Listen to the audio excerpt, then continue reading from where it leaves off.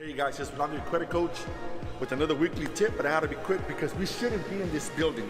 Maybe we're trespassing, but hey, don't say nothing.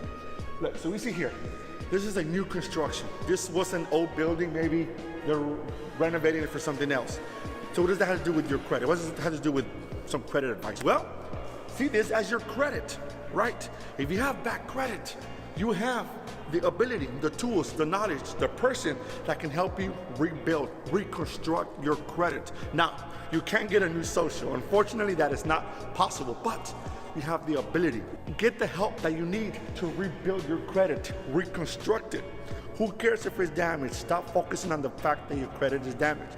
Focus on a new construction.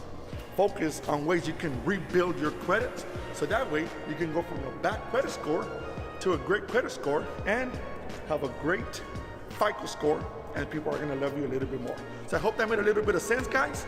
We should probably get out of here because we're gonna get in trouble. See you guys soon.